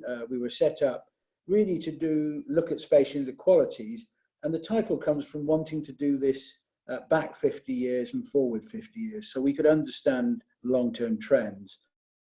But obviously our recommendations have been for the here and now. For me, it was crucial that the commission was evidence-based, and we've had 3 universities very actively involved, as well as that's Manchester, Sheffield and UCL, and we've also had other universities helping with the work, Cambridge, for example. Our conclusions very much follow the path that we heard from Andy in his description. That's to say, inequalities are very high in the UK. They have got wider, and unless we do something, they'll grow wider still. And exactly as we heard from Rob in the US, and we have been supported by some US funding, the Lincoln Institute, it is the case that this is not necessarily good news for the high growth areas. In fact, they suffer from high house prices and indeed huge issues of travel times and indeed environmental pressures. So everybody loses from the issues we face. My sense of the way forward here is that it has to be comprehensive, long-term, and indeed it has to be an approach that is of a significant scale to make a difference. And what's failed before has been bluntly pea-shooter policies, fragmented and too short-term. So it has to be wide-ranging, and we've set out 10 key areas. Often people say, is it about skills? Is it about infrastructure? Answer is, it's got to be all of the above. And just a few points, and I know time is very tight to keep within 5 minutes, that I wanted to pick up specifically. First of all, a word about the kind of north v south point, really. This has to be an agenda that benefits actually the north and the south, to use those simplifications. It's not in the interests of the south to continue with the pressures it faces, and we miss opportunities in the north in terms of productivity. And I believe passionately that we shouldn't see this as a zero-sum game. The level of public investment in particular will have to increase, particularly on infrastructure, R&D and skills. The second point is this difficult economic versus political challenge of is this strategy going to work for cities or is it going to work for towns? And we know that a big part of the political debate in this country has been about the left behind areas, principally towns. My view is that we have to work with both towns and cities, but it has to be a differentiated strategy. We need to address bluntly Grimsby as well as Graphene in this debate, and they will be different strategies, exactly as Rob said, but we can't just do one and not the other. And I think what's really interesting in Greater Manchester is Andy Burnham has recognised this and wants to see the city succeed, but also the surrounding towns as well. And I'm involved in an initiative in Stockport, which Jim knows very well. I guess my third point here is, where does coronavirus leave us? Well, there were already huge disruptors that I think worked against the grain of levelling up, if you like. One of them being the agenda around environmental sustainability, because we have a concentration of high carbon businesses in the north. Secondly, the fourth industrial revolution, exactly as Andy said, works in the wrong direction. And indeed, you could argue that other long-term trends are not helpful here, but they can be turned into opportunities. And I think this is the key challenge for government coming out of coronavirus. Do they look to recoup what's clearly been a loss of government income, or do they recognise the need for significant fiscal investment to raise productivity, particularly to raise productivity spatially in this country and tackle these huge imbalances that we have? And I think on that will rest whether I have an optimistic view about the future or not. I'll stop there. That's 5 minutes, I think, pretty exactly.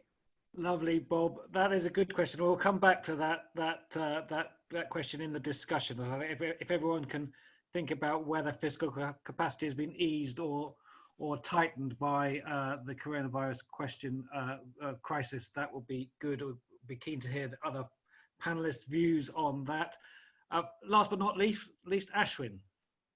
Okay, thank you, Chris. I wanted to follow up with the comment that you made about the distributional questions that arise from productivity, and that Andy also raised. When we think of political discussion of productivity, the normal visual that we see is a government minister putting on a white coat and going to visit the National Graphene Institute in Manchester. And of course, nobody denies that we need the National Graphene Institutes. We need the high-tech businesses, because these businesses give us a boost to aggregate productivity, to average productivity, and they help our macroeconomic performance. And from a city or a region point of view, they help the macroeconomic performance of that city. But one of the points of productivity is actually to improve Britain's low pay problem. We have lots and lots of people who are stuck on low pay. Evidence from the Resolution Foundation suggests that pay mobility, the ability to escape low pay has been reducing in recent years. And so the question then arises, when you think about productivity in a place, who benefits? When I think of the city of Liverpool, I mean, I live in Merseyside. We have near the airport in Speke, we have a cluster of biotech companies, but we also have a huge estate, the Speke estate, that was created from kind of clearances of slums in the in the 1950s and 60s, and so what happens to the people who live in the estate of Speke when biotech companies kind of increase employment in the Speke area? Well, the evidence that we have when you have more high productivity jobs is that actually you do get a boost to other jobs, to low skilled jobs in the area. There's a multiplier effect. But actually the evidence on wages is much more equivocal. Often the jobs that are created are the barista jobs and the cleaning jobs that are servicing those high productivity jobs. And what you're getting at the high skilled level is that you will undoubtedly perhaps have less graduate emigration from the area or more graduate immigration. But as I say, you get more employment opportunities for people with low skills, but you're not giving them a pay rise. And so the question then arises, how do you actually address that? And this takes me back to the kind of question about what actually are the drivers of productivity. And typically the debate is often about skills and investment, but very rarely do we talk about management skills. And John Van Rienen's work has demonstrated how management is actually it explains a good part of cross-country differences in productivity. All of the management literature about engagement suggests that the way people are managed in companies has a material impact on productivity. So it's a very hard question for government to think about what can it do to improve Britain's management problem, but that has to be part of improving productivity, particularly in a way that will impact people with low skills. The other point I want to make is that about bargaining. Productivity sets the ceiling on a person's pay, but the bargaining process sets how far below it you fall. And actually, all of the evidence that we have when we ask people on low pay about, what is it that will enable them to get on, there are skills issues, there are confidence issues, there are lack of networks. And one of the things that we need to do if we're going to help those low paid people, whilst the macroeconomic performance is improving by more high-tech companies, is to enable them to improve their bargaining position with respect to their employers. So that means giving people options. That means the adult skills points that Tera, that you mentioned. That means making a realistic offer to people who are on low wages often who are women who are working part-time because they face childcare constraints. Because if you can improve their bargaining position and you can improve their labour supply because actually there's realistic childcare that fits with the shifts that they might have to work, then what you do is you increase their wages. And then just going back to this management point, often productivity is endogenous to the prevailing wage levels set by the market. So if you can actually improve the bargaining position of low-paid workers, you would drive up productivity in some of these low-paid businesses and actually make a difference to ordinary people, not just to the high-skilled graduates that might come into an area because of investment. Thank you. Thank you very much, Ashwin. Now, just to summarise, I think some of the discussion we've had so far, I think there's been a broad agreement that in some sense we are in the UK and probably in the US as well, in some sense in the worst of all worlds, that in some parts of the country we have relatively low living standards but high skill levels because house prices take up all the slack, and in other areas we have poor prospects. So we have problems everywhere. This isn't a zero-sum problem. There's problems in the south of the UK, in the north, in towns and cities, and the problems are different. It does raise the question, of course, on who gains and how does policy apply, what policy should apply in each area. And we've heard about what potential advantages there might be, shock treatment, agility, some opportunities coming out of the crisis in terms of policy radicalism from this crisis. So I'm going to start with that last bit first, and then we're going to move on to some other questions that also people in the audience have been asking.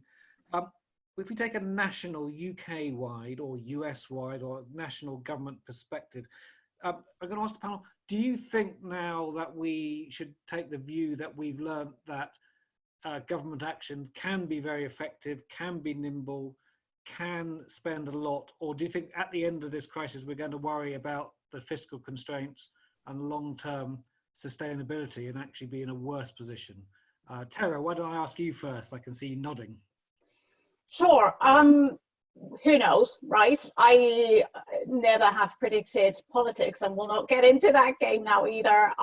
You know, predicting and projecting economics is hard enough. As a normative, should we?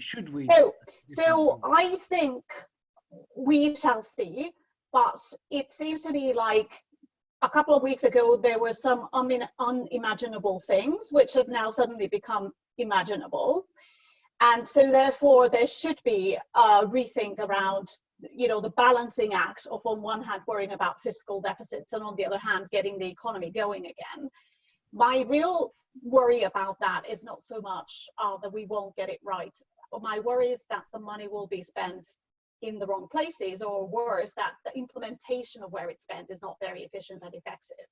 And so if and when people are thinking about where to spend the money, they should already be thinking about the how as well. One of the reasons why the current kind of crisis stimulus measures, I think, are relatively more likely to work is because they're using existing infrastructure, existing systems, existing policies, and just kind of ramping up the speed at which, and the kind of various thresholds and so on. I hope that we do something similar with the one exception that I already mentioned in my discussion, which is in areas where we have been pathetic in the past, as in adult skills, we shouldn't assume that just because it's not a hard infrastructure investment, it doesn't have a very high return on investment. And so I hope that in those kinds of discussions as well, we start to think about this return on investment and cost benefits and so on in a much more holistic way. Can I just ask, I'll just ask the question to Bob as well, because your very long experience of government, how do you see government is likely to respond to a crisis like this once the immediate most difficult moments are past? Well, it's a very interesting challenge for a government, this. I mean, if you think of the normal emergency planning process, it has a response phase and a recovery phase. And you need to start thinking about the recovery phase whilst you're in the response phase. That's my first point. The second point I'd make really here is that I agree a lot with what Tera said. This is going to be about the how as well as the what. And I feel that the Rishi Sunak first budget, if I can call it has a lot of good things in it, increasing investment, R&D, and transport and others. But what we still didn't have at that point was a levelling up plan. And I think it's crucially important that work is done to advance the thinking on what government wants to do across the range of interventions, soft and hard, exactly as Tera said, over time, and linking to that the issue of measurement. And then just my final point, I think actually part of the how is does what here. We are hugely centralised in this country, as well as being very unequal. And I don't think it's all about local initiative. It's got to be local and national. But I do think we have an overloaded centre and a disempowered set of communities. And we need to shift power and empower local places to have inclusive growth strategies addressing the sort of issues that Ashwin spoke about. So I do think a lot's going to depend on those issues. But crucially, have we seen a permanent loss of wealth in this country, as we saw with the financial crash? And does the government respond in the same way and say we can't afford to invest, or actually they say we can't afford not to invest? And I hope it's the latter. I'm just going to ask Andy if you have a sense of where we are. The big disappointment 10 years ago, coming out of the financial crisis, was how much we learned over time that the persistent effects were bigger than the temporary effects. What's your sense of not what government's going to do, but what this crisis is going to do? There'll clearly be some scarring effect from the crisis if we come out of it. Do you have a view yet on how much? Thanks, Chris. I mean, truth be told, we don't. I suspect we're not alone in that. We're still drawing all those real-time indicators that you're mentioning to get a sense for how big a dip we're talking about. But to your question, absolutely, I think the name of the game, public policy-wise, be it fiscal or monetary, is about minimizing as far as possible that's the scarring or hysteretic effects. You'll found those words actually found their way into the minutes from the MPC just last week. So in a sense, the fiscal spending that's going on right now, although in a sort of statistical sense it counts as current spending, it's helping pay workers wages or grants to small companies. I would see that very much as an investment. It's an investment in preserving our existing levels of both physical capital and human capital, and essential, I think, in that role. You're right, Chris, there will be some scrapping, there will be some casualties in terms of companies and in terms of workers' jobs, but I see the job of public policy, whether fiscal or monetary, as being doing as much as possible to stop those longer-term losses of income that Bob mentioned. In that sense, the global financial crisis was quite a useful lesson. I mean, this is different. It's very different in a great many respects, but the avoidance of scarring and hysteretic effects is an enduring lesson, and one I think that fiscal and monetary are trying to counteract. Thanks, Andy. Now, from the questions, there's quite a few people asking about local government and saying that we've talked quite a lot about what central government can do and what central powers central government can give to local government. But quite a few people have been asked essentially, what can local government or regional government make of their current powers? What more should they be doing right now? Jim, I wonder if you could, and Ashwin, I'll go to Jim first, then Ashwin, if you could talk to that. Thanks, Chris. So I guess you remind me of something that I was trying to encourage as Vice Chair of the Northern Powerhouse Partnership to suggest to Treasury as part of his first budget. I think one of the reasons why Greater Manchester was early and more persuasive and actually unknown to many people still in terms of GVA, particularly central Manchester, has made some progress on these things is because they actually have a devoted research group and have done for a long time. They actually have their own economics units.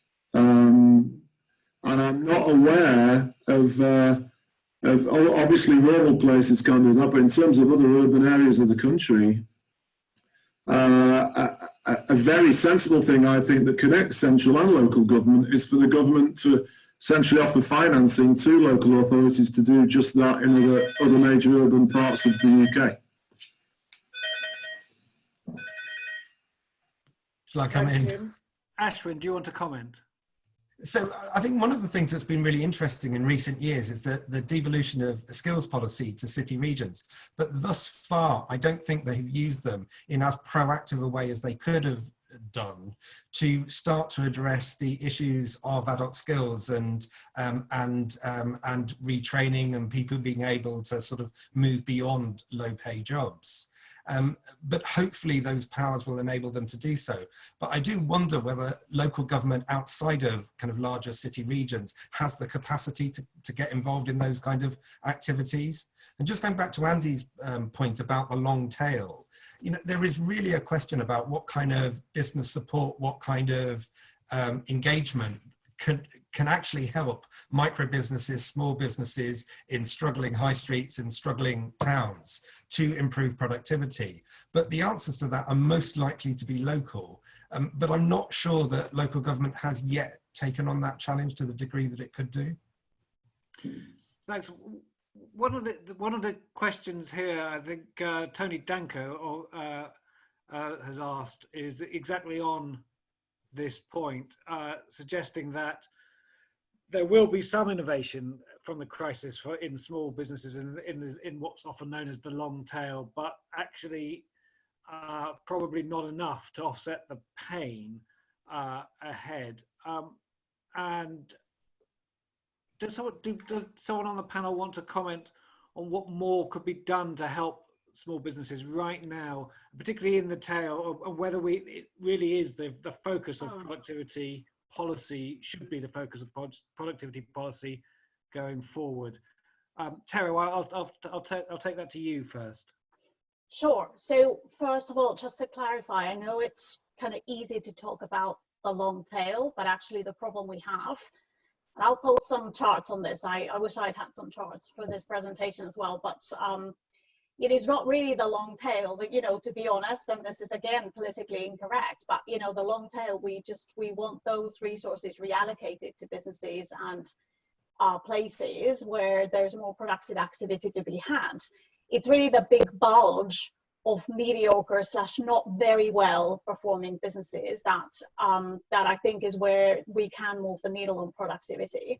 So I'll call it the bulge instead of the long tail, but nevertheless, the question remains, what can be done to help those people? And I am actually a trustee of Be the Business, and I think one of the really critical innovations that they have had for the last couple of years that they've been working on is to really look at it from the point of view of the businesses, not look at it from kind of an ivory tower in London or even from like an office in a local area, but actually go and talk to the businesses to understand what help would work for them. And I think there are two things, one short term and one long term, that will help. The first thing is right now, businesses are struggling to make decisions about, should we close down? Should we lay off people? Should we furlough people? You know, how do we think about our future? And how do we, in the meanwhile, actually keep our people safe and healthy?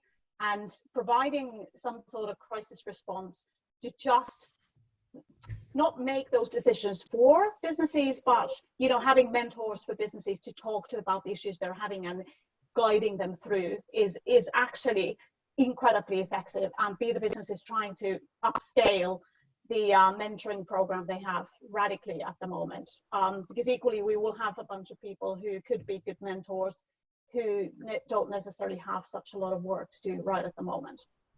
The long-term answer, can I just very briefly say, long-term, the answer is very clear. There are 2 or 3 interventions that empirically raise productivity of businesses, and it's all about skills and leadership and management skills. And so we need many, many, many more of our managers in this country to have those interventions. They have very high returns on investment, and the challenge is just how do we scale it up? Tim, you wanted to come in? Yeah, sorry. Just quickly, I mean, one of the things that the Productivity Insight Network has been able to do is to be agile on this. And myself and Andy Henley, along with the Small Business Britain group and some other colleagues, have managed to kind of undertake a survey already on the impact of nearly kind of 1,900 micro businesses and self-employed individuals. And we're following that up with a program of interviews at the moment. And I think that there is a positive kind of a view as to the response from government. I think one of the challenges that very much is felt is how that is being locally delivered. And it picks up on Tera's role there about the mentors, I think, trying to ensure that there is a coordinated approach. And to pick up on one of the questions that I've seen come up and was raised earlier about the changing role of universities in a post-COVID world and in responding, I think that there's an interesting point here about the role of universities, perhaps management business schools, in joining up that piece and helping to kind of deliver and support those micro businesses. So certainly the messages at the high level are great. I think that certainly some of the ones that we've spoken to and the response from the survey, while really kind of demonstrating some potentially dire consequences in terms of turnover and survival, that actually there is a thirst there for some forms of support and translating some of these high-level mechanisms and implementing them practically. Thank you. Chris, I share the view that the real challenge is going to be for the moment keeping the show on the road. I absolutely buy that argument. But I do feel that local authorities could play a stronger role if they're recognised as having something to contribute here. They've been severely depleted in the last decade through austerity. And one of the bits that's tended to get reduced has been their support for local growth, if you like. And I think that's a key priority. Just one last point, really, I think, on universities. I did a review last year about the civic role of universities, and I think they have a big contribution to make coming out of the coronavirus disaster we're facing at the moment. And it is exactly that point about expert support and help to businesses. If I pick one area where I've felt the chopping of government policy has really undermined capacity, it would be in the area of supporting businesses and develop their leadership and management. Thanks, Bob. I wanted to ask sort of really the whole panel to sort of comment on Rob Atkinson's suggestion of a competition, pick 8 areas or something like that, where you're really going to put a big national and local effort in. And the question in the UK would be, is that politically and acceptable to society to do that, where it would be saying to the areas not picked that you are not going to be the future? And I know that certainly if you look at the Industrial Strategy Council document recently on regional productivity, there it sort of in some ways descended at one point into saying you've got to help everybody. Is there a possibility to really focus resources, and would that work? I'll go to Andy first, but I would quite like to go to the whole panel on this question. Thanks, Chris. I hope we didn't descend too far in that document. Well, as I mentioned earlier on, I do think there's a need to concentrate resources and to focus not on doing everything for everyone all of the time. I was intrigued by the plans that Rob outlined. I suppose it sort of begged a question in my mind, which is that if you do this on a sort of competitive basis, what then you choose as your success criteria when choosing among the competing bids. That for me, is takes us back to that question of what it is we're seeking best to level up and what is achievable in different parts of the country. I do think there's a case, as I mentioned earlier on, in trying some call them experiments, call them trailblazers, but in starting off a few things in a few places to explore what works, and as importantly, what doesn't work, and then apply those lessons more broadly. I think that's possible without cutting across the notion that in principle this should be a national strategy. It can be a national strategy, but equally we need to learn from experience, and rolling out a failed policy everywhere wouldn't be especially smart either. So I would tend to focus. I would be accepting of failure. I would have rigorous evaluation, and I would build out capability in those places where you were trialing. I think those would be my key points. Chris, I'll take a crack as well. Actually, I have two answers which I think are hugely topical here in the UK. Going back to GM and the politics with central government and local government in the past, until this government, essentially Greater Manchester was frozen out, partly because of the problems of getting devolved deals elsewhere, but also because of the perception that Greater Manchester's already had stuff, and I think that's a mistake. And I cited earlier, albeit over a brief period, the GVA evidence suggests that it could be for a number of reasons, but it wouldn't dismiss the possibility that some of the initiatives that Greater Manchester has pursued has actually worked.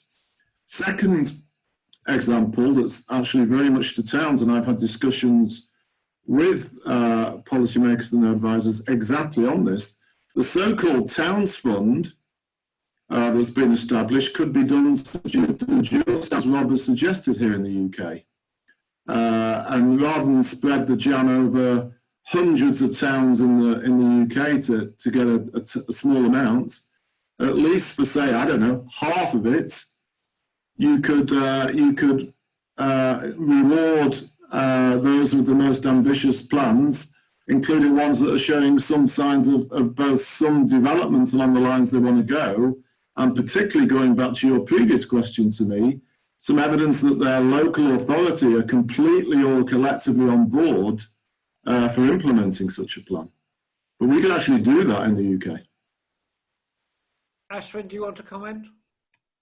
So what I really like about Rob's work is the notion that you effectively create centres of innovation and dynamism that are alternative to the southeast of England and to London.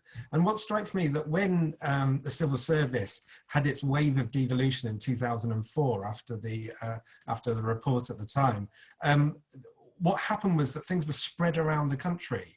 Newcastle was a place where the DWP already had its data warehouse, and yet the ONS went to Newport. Whereas actually, if they had created at that time a hub for statistical analysis, data warehousing, and would now be big data, you could have created a place outside of London where careers would grow, because you could get senior in both organizations, move between organizations. And so actually this idea of kind of picking the specialization of places and then investing through research funding in universities, through location of public sector assets, I think has huge potential. I'm not 100% sure whether formal competitions are the best way of doing it, or whether actually it's about kind of analysing where these specialisation clusters could most effectively be created. But we really do need to create those clusters outside of London. Thank you. And as Charles McIver on the Q&A has pointed out, given the relative scale of the US and the UK, 8 to 10 is not the right number of places. It's probably 2 or even 1 to 2. So that would be the scaling, and that would be a much more difficult question, which is goes back to the Manchester Northern Powerhouse policy we had in the early 2010s, which then got rather diluted into where we are now. We haven't got a lot of time left. One question that I think quite a few people have been asking. Sorry, Chris, could I come on the last question? I didn't get a chance to comment.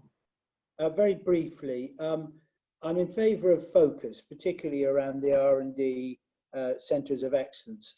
I'm pretty jaundiced about competitions, I have to say. They're actually a process of centralisation rather than devolution, because government holds the strings. And I think it's much more sensible to think about having a spatial plan, economic spatial plan for the UK, and then focusing your resources based on that and where the expertise lies. Competitions are really quite a random way of doing a lot of this. And then you build activities at the lower level, which are different in scale and nature to what you do in your centres of excellence. Thank you, Bob. One question I think Jim wanted to ask, which is also, we've talked quite a bit about cities, and Andy gave the rather nice statistic about if you could level up cities to the international norm for particularly our second tier cities in this country. We have quite a focus on towns. What about rural Britain?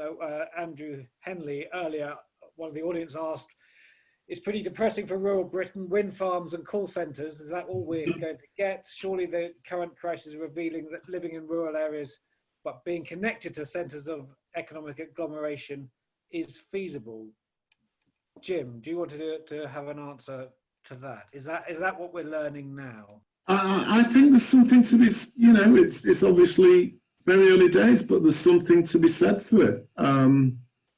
You know, the way most of us are communicating here, I'm sure 90% of us, if not more, might be sitting in urban areas, but we're all having to behave for some weeks here in the way many people who can be involved in the same kind of world that many of us are in rural places. And I think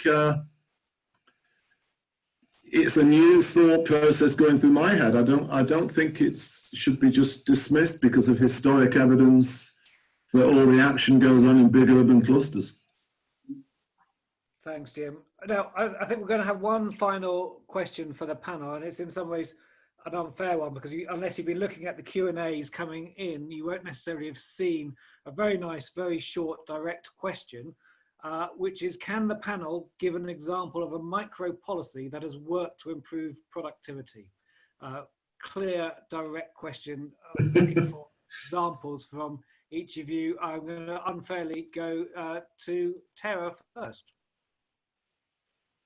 Thanks, Chris. So since you've been so unfair, I wanted to comment on the previous question, and I'll just make one point, which is, you know, it's really, really important that we think about what's the objective function of leveling up, because it is absolutely the case that, you know, cities are higher productivity, but they're also more miserable. And so I'm going to post later on this lovely chart, which you can't see here, which actually shows there's a zero correlation between productivity and well-being.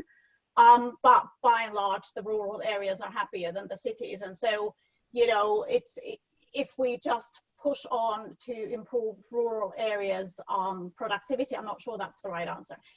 Anyways, in terms of your specific question, the micro intervention that definitely works, and there's very good evaluation evidence that it does work, is putting managers and leaders in businesses onto executive education type courses, which are action learning based, and help those people become better managers and leaders so that when they go back to their businesses, they engage their people better, they do better problem solving, and they get better results with their customers.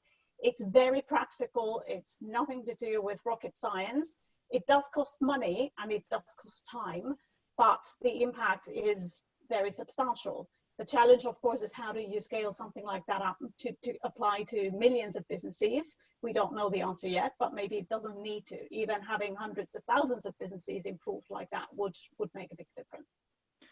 Thanks, Tera. Now I'm going to be even more unfair and say that other panelists can't just come up with the same thing and say they agree with Tera. I'm looking at Andy now. So Andy. Thanks, Chris. So my example at the micro level is digital twins. That is to say the creation of some digital clone of a company, inputs, throughputs, outputs, that can then be used to eke out and think about productivity improvements. Could be changes in processes, could be changes in products. I have seen up close and personal the benefits that those digital twins can provide to some of the frontier companies that can afford to invest in them. In some ways, this is kind of doing the Tera, some of the management consultant community out of a job because it's digital replacing human. That's the micro initiative that has delivered improvements for a small number of businesses. I think this bridges to your previous question, Chris. There's absolutely no reason why it couldn't do the same at a micro level. Back in the 18th and 19th century, we reconceived of what it meant to have a physical infrastructure through the creation of public roads and railways and telecommunication services of various types. What better time to reconceive of what we mean by public digital infrastructure today? And if we were thinking about that, why not have a public digital infrastructure that involved digital twinning that could connect any business, whether urban or rural, whether city, town, or village, with the expertise and tools it needs to generate productivity improvements as good as those at the frontier who are already using these technologies. That'd be my one idea. Great. Thank you very much, Andy. Ashwin. The Chartered Institute of Personnel and Development have run a fascinating pilot project where they have offered 2 days free HR consultancy to micro businesses. And whereas they thought that the businesses would take up the offer of doing strategy, planning their sort of people management, often the support that they wanted was actually really practical. How can we employ people legally? What are the processes that we need to follow so as to get things done properly? But the project had a measurable increase in productivity. I think it had a benefit to cost ratio of just over 3 in the pilot project. And it was an example of we have this discussion about the sort of the big businesses and the sort of with HR functions and how they can improve. But actually there are a lot of businesses where a lot of low paid workers work, where actually micro interventions of that kind could. Rob, I was wanting to ask you if you could give us an example from the US, please. Sure. So we have a program in the US that's been around about 20 years called the Manufacturing Extension Partnership, and it's run out of our Department of Commerce, National Institute of Standards and Technology. There's about 60 of these centers around the country, and they work, most of them are engineers from manufacturing firms that now work for these centers, and they help small manufacturers become more efficient, more productive, more innovative. I think that's a very good example in the US. It's an effective program. All the studies show that. It's a little bit underfunded, but quite effective. I would just add, though, from my perspective, I think we overemphasize microeconomic initiatives.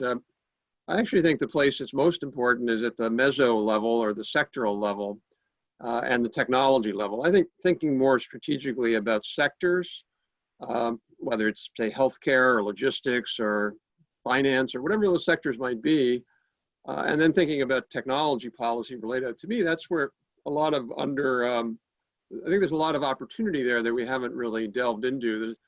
The productivity debates tend to be focused generally on macro policies, like minimum wage or tax policy or IP, and then micro policies. And I think that middle space is underappreciated.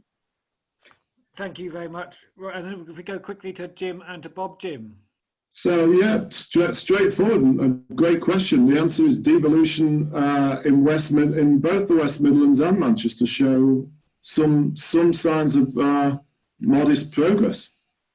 Great, and Bob.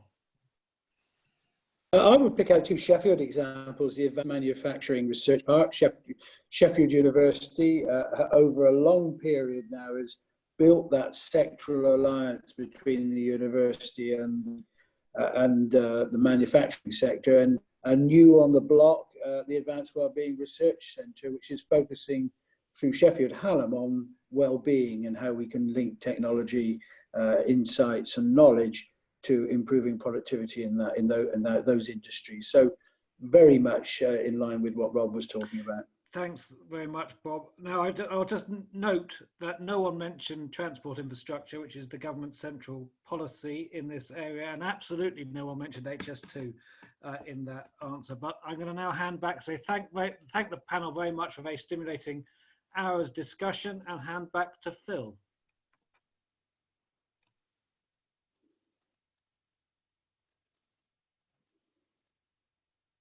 Hi, can you see me? Can you hear me? Yep. Just a couple of comments to round up. In terms of the sheer volume of material, I've just finished writing 12 pages of notes. I've been writing non-stop since the webinar started.